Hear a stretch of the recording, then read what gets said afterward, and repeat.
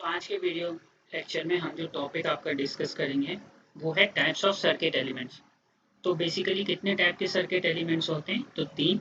एक आपका resistive, inductive और कैपेसिटिव कंपोनेंट। तो इस वीडियो लेक्चर में जो हम बेसिकली जिस पे हम फोकस करेंगे वो है आपका रेजिस्टेंस, कि रेजिस्टेंस कहाँ से आता है, रेजिस्टर और रेजिस्टेंस में क्या डिफरेंस होता है, और ओम्स लॉ भी डिस्कस करेंगे और काफ़ी सारी चीज़ें।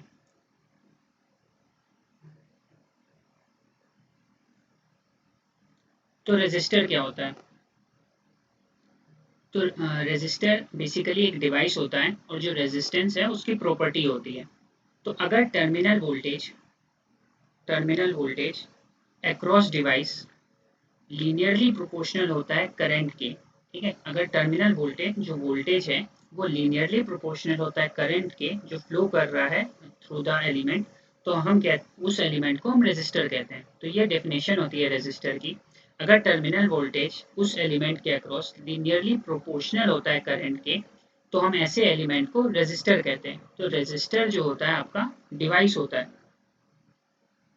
रेजिस्टर इज ए डिवाइस, जबकि जो रेजिस्टेंस होती है आपकी वो प्रॉपर्टी होती है।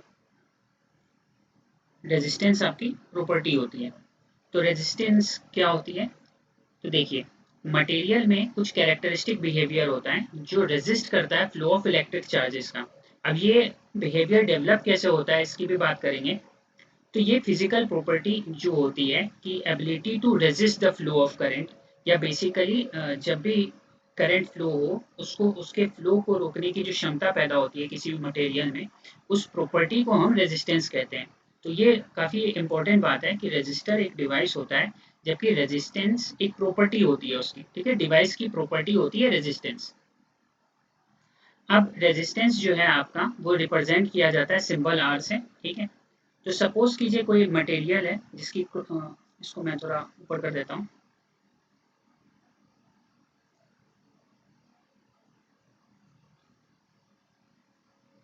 तो जो रेजिस्टेंस होता है किसी भी मटेरियल का जिसकी यूनिफॉर्म क्रॉस सेक्शनल एरिया है, जिसकी क्रॉस सेक्शन एरिया यूनिफॉर्म है, और डिपेंड करता है उसकी लेंथ एल पे, ठीक है। कहने का मतलब है जो रेजिस्टेंस जो होता है उसका जो रेजिस्टेंस होता है इसका फॉर्मूला क्या होता है आपका, R equals to rho L by A. Rho को क्या कहते हैं आपका, resistivity of the material in ohm metre. L क्या है आपकी, एल जो होती है ये लेंथ होती है in the direction of current. कहने का मतलब है जिस डायरेक्शन में करंट जा रहा है उस डायरेक्शन में आपकी लेंथ हम लेते हैं। और ए क्या होता है, cross sectional area. Cross section का मतलब क्या होता है, डायरेक्शन के परपेंडिकुलर। तो जिस डायरेक्शन में आपका करंट फ्लो कर रहा है उसके परपेंडिकुलर एक एरिया लेते हैं, उसका मतलब होता है क्रॉस सेक्शनल, ठीक है। तो ए जो है आपका क्रॉस सेक्शनल एरिया है which is perpendicular to the current.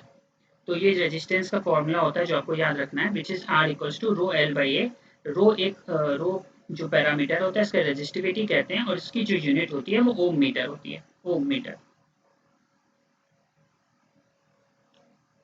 अब मटेरियल्स में रेजिस्टेंस प्रॉपर्टी आती कैसे हैं तो वो समझ लेते हैं। तो देखिए, ये हम मान के चलते हैं कि जो मटेरियल है उसका क्रिस्टलाइन स्ट्रक्चर है। तो क्रिस्टलाइन स्ट्रक्चर है तो हमने एक क्रिस्टल कंसीडर किया है, ठीक है। ये Fe3+ का है, तो Fe3+ एलिमेंट इसके कॉर्नर्स पे हैं, Fe3+ इसके कॉर्नर्स पे हैं। और जैसे ये आप लोग को पता होगा कि अगर Fe3+ बन रहा है तो ऑब्वियस बात है ये 3 इलेक्ट्रॉन लॉस किया होगा। तो यहाँ पे different different electrons basically represented है। अब एक इलेक्ट्रॉन सी मॉडल भी होता है। इलेक्ट्रॉन सी मॉडल क्या होता है, ये होते हैं आपके इलेक्ट्रॉन्स इसमें, और जो पॉजिटिव चार्ज होते हैं इसको हम कर्नल कहते हैं। ये जो पॉजिटिव चार्ज पार्टिकल्स हैं इनको कर्नल्स कहते हैं।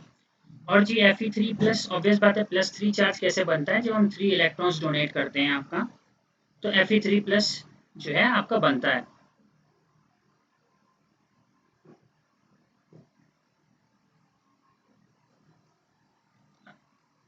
अब देखिए, टेम्परेचर के वजह से मटेरियल में एक थर्मल एनर्जी आ जाती है और वो किसके इक्वल होती है, kT के, ठीक है। K क्या होता है आपका, बोल्ट्जमान कांस्टेंट होता है। ये बेसिकली कांस्टेंट होता है जिसका मतलब जिसकी जो वैल्यू होती है वो होती है आपकी 1.38 इंटू 10⁻⁻23 जूल पर केल्विन।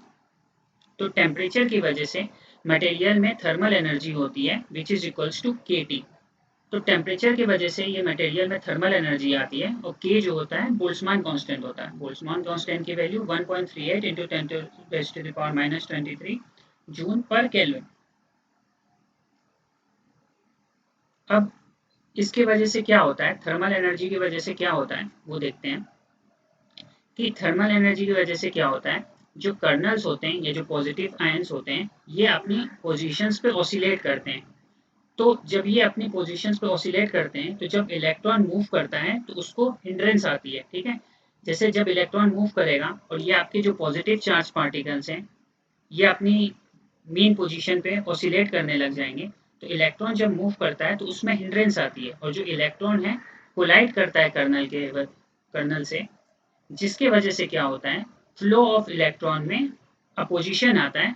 इसीलिए जो है फ्लो ऑफ इलेक्ट्रॉन में आपका अपोजिशन होता है और ये प्रॉपर्टी डेवलप होती है आपकी रेजिस्टेंस।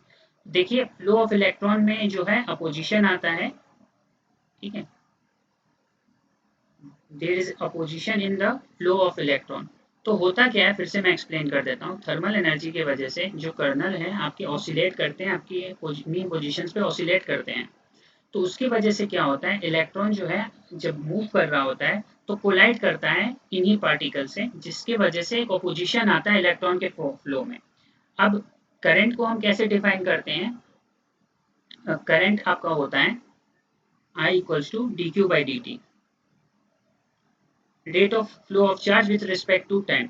तो जब चार्ज के फ्लो में अपोजिशन आता है तो इसका मतलब करंट के फ्लो में भी अपोजिशन आता है, जिस वजह से ये आपकी प्रॉपर्टी होती है जिसको कहते हैं रेजिस्टेंस। तो रेजिस्टेंस आता किस वजह से है ये पॉइंट मैंने एक्सप्लेन कर दिया।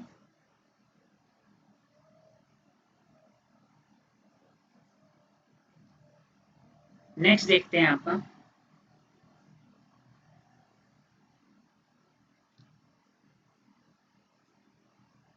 अब जो नेक्स्ट टॉपिक है आपका वो है टेम्परेचर कोफिशिएंट।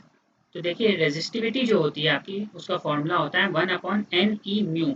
एन होता है आपका number of electrons per unit volume, E होता है आपका इलेक्ट्रॉनिक चार्ज, म्यू होता है आपका मोबिलिटी। मोबिलिटी का मतलब क्या होता है, कितनी इजी से या कितना ईज से जो है आपका चार्ज पार्टिकल उस मटेरियल में मूव कर रहा है। तो अब हम टेम्परेचर का इफेक्ट पढ़ेंगे डिफरेंट टाइप्स ऑफ मटेरियल्स पे। तो देखते हैं मेटल्स पर क्या इफेक्ट पड़ता है।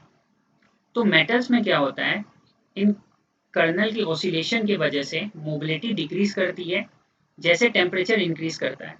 सो रेजिस्टिविटी आपकी इंक्रीज करती है टेम्परेचर के साथ। क्या क्या होता है मेटल्स में, कर्नल की ऑसिलेशंस की वजह से जो मोबिलिटी है आपकी डिक्रीज करती है, म्यू स्टार्ट्स डिक्रीजिंग। जब हम टेम्परेचर इंक्रीज करते हैं इस वजह से जो है रेजिस्टिविटी इंक्रीज करती है टेम्परेचर के साथ, जिससे आपका रेजिस्टेंस भी इंक्रीज करता है टेम्परेचर के साथ। सेमीकंडक्टर में क्या होता है, टेम्परेचर जब इंक्रीज करते हैं तो बॉन्ड्स जो है आपका ब्रोक होते हैं, तो ज़्यादा नंबर ऑफ चार्ज प्रोड्यूस होते हैं। तो जब हम टेम्परेचर इंक्रीज करते हैं तो नंबर ऑफ चार्ज पार्टिकल्स मतलब बेसिकली आपकी जो इलेक्ट्रॉन्स एंड होल्स हैं वो प्रोड्यूस होते हैं। और उसके वजह से क्या होता है, जो आपकी कंडक्टिविटी है, रेजिस्टिविटी कम हो जाती है, कंडक्टिविटी की वैल्यू ज़्यादा हो जाती है।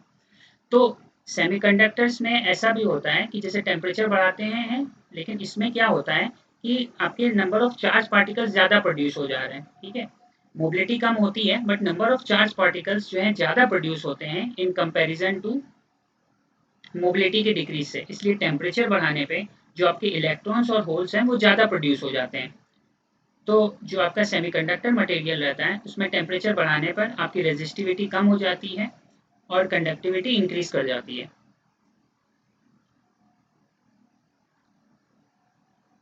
अब इन मेटल्स में जो रो है इंक्रीज करता है विद टेम्परेचर, जबकि सेमीकंडक्टर में रिड्यूस करता है टेम्परेचर के साथ। जो पॉइंट अभी मैंने पहले डिस्कस किया कि जो रेजिस्टिविटी है आपकी वो इंक्रीज करती है विद टेम्परेचर, जबकि सेमीकंडक्टर में रिड्यूसेस करती है टेम्परेचर में। तो इन मेटल्स रेजिस्टिविटी का फॉर्मूला क्या होता है, rho equals to rho not 1 plus alpha T minus T not. Rho not क्या होता है आपका, resistivity at temperature T not. Rho क्या होता है, रेजिस्टिविटी एट टेम्परेचर टी।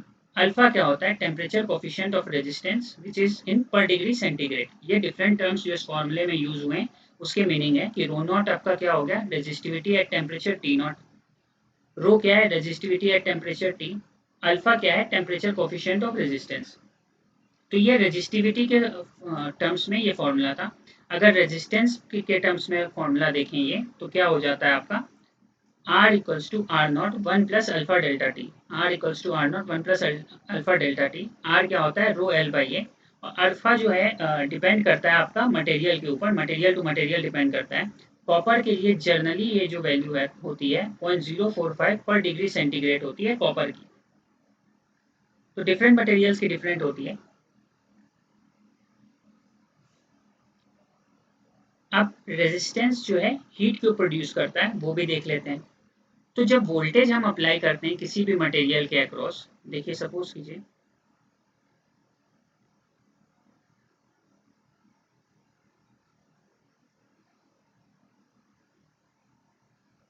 ये मटेरियल है और मटेरियल के अक्रॉस मैंने एक वोल्टेज लगाया है।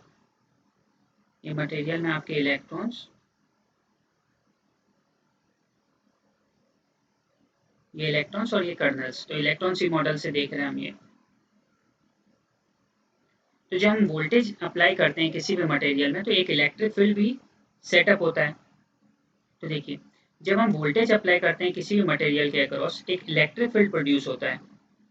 इलेक्ट्रिक फील्ड क्या करता है? इलेक्ट्रॉन्स को जो है एक्सिलरेट करता है। सो इलेक्ट्रॉन जो है आपके इलेक्ट्रॉन में एक काइनेटिक एनर्जी आ जाती है क्योंकि इलेक्ट्रिक फील्ड जैसे हम अप्लाई करते हैं तो जो इलेक्ट्रॉन्स हैं आपके फ्लो करने लगते हैं in the opposite direction of electric field. तो जब इलेक्ट्रॉन कोलाइड होते हैं अमॉन्ग देमसेल्फ या कोलाइड करते हैं कर्नल के से तो उनकी जो काइनेटिक एनर्जी है वो कन्वर्ट हो जाती है हीट एनर्जी में। कहने का मतलब है कि ये देखिए ये आपके इलेक्ट्रॉन्स हैं। फिर से मैं डायग्राम ड्रॉ कर देता हूँ।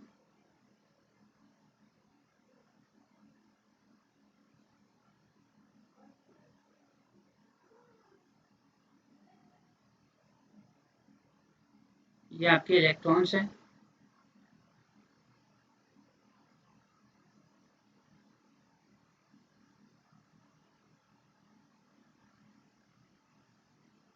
तो जब हमने यहाँ पे वोल्टेज लगाया,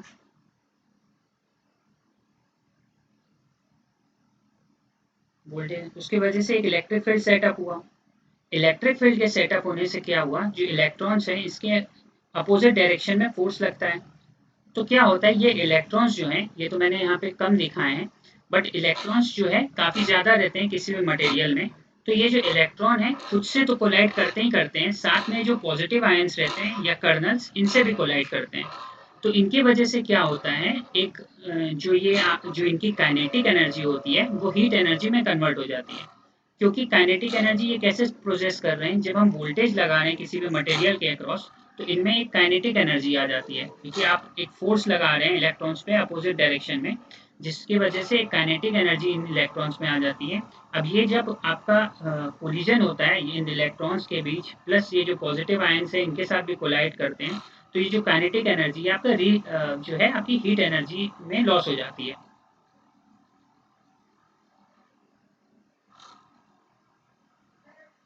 देखिए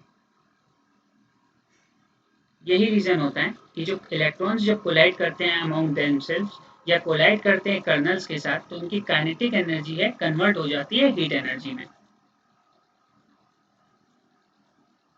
तो काइनेटिक एनर्जी हम सप्लाई कर रहे हैं बेसिकली वो वोल्टेज लगा के कि उसको बेसिकली हम एक्सिलरेट कर रहे हैं इलेक्ट्रॉन्स को। तो ये क्लियर हो गया कि रेजिस्टेंस जो है हीट क्यों प्रोड्यूस करता है। नेक्स्ट आता है आपका ओम्स लॉ।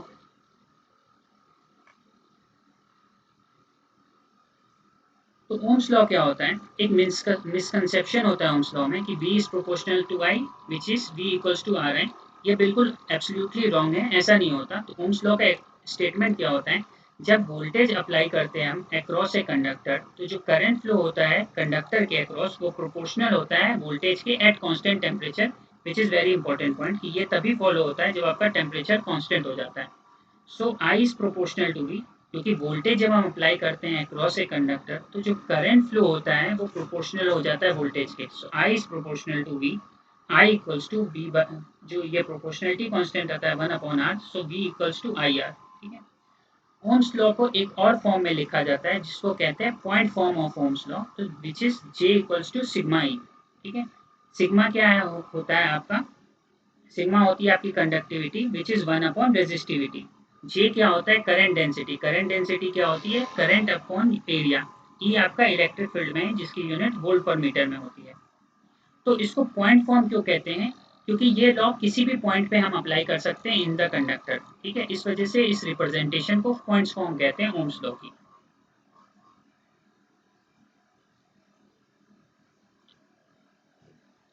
तो ये बेसिकली कुछ फॉर्मूले हैं रिलेटेड,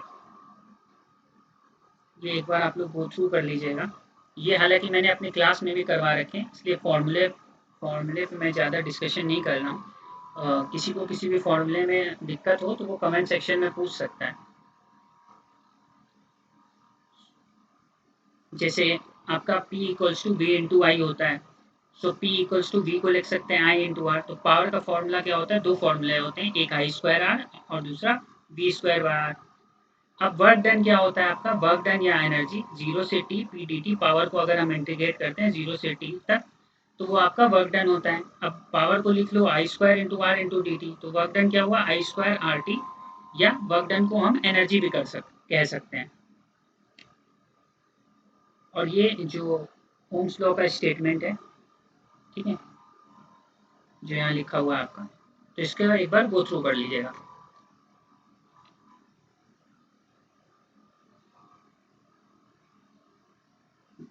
अब ये जो है वी आई कैरेक्टरिस्टिक्स है ऑफ ए लीनियर रेजिस्टर, क्योंकि रेजिस्टेंस इसमें लीनियर है। सो आप देख सकते हो एक स्ट्रेट लाइन का कर्व आ रहा है, वोल्टेज वर्सेस करंट। तो जब हम जनरली जब हम केवीएल लगाते हैं तो रिप्रेजेंटेशन जो हम रखते हैं वो देखिए, ये रेजिस्टर है आपका, R equals to 1, V equals to I R. तो करंट जैसे फ्लो कर रहा है प्लस से माइनस ऐसे लेते हैं वोल्टेज की पोलैरिटी। तो करंट के जैसे फ्लो कर रहा है उस डायरेक्शन में प्लस, अपोजिट डायरेक्शन में माइनस। थर्ड क्वाड्रेंट में आप देख लो, थर्ड क्वाड्रेंट बेसिकली ये दिखाया है कि फर्स्ट क्वाड्रेंट ये हो गया आपका, थर्ड क्वाड्रेंट ये हो गया। तो इसको ऐसे कंफ्यूज नहीं होना है, तो आप ऐसे समझो करंट की डायरेक्शन में, जैसे करंट है ये आपका, उसके डायरेक्शन में प्लस, अपोजिट डायरेक्शन में माइनस। अब करंट की डायरेक्शन इस अपोजिट डायरेक्शन में, तो इस डायरेक्शन में प्लस, अपोजिट डायरेक्शन में माइनस। तो करंट क्या हो रहा है, जो आपका फ्लो कर रहा है पॉजिटिव टू नेगेटिव टर्मिनल। ठीक है, तो current flows from positive to negative terminal, तो ये ध्यान रखिएगा। और v equals to V by I का जो स्लोप होता है वो r होता है, सो r equals to V by I. और ये आपका लीनियर ग्राफ है तो आप देख भी सकते हो, तो जो slope of V I curve है वो है आपका r, slope of V I curve is r। और लीनियर रेजिस्टेंस आप देख सकते हो एक स्ट्रेट लाइन बन रही है v और i के बीच। तो इस वीडियो लेक्चर में इतना ही। अगर आपको ये वीडियो लेक्चर इन्फॉर्मेटिव लगा हो तो like share and subscribe to our channel.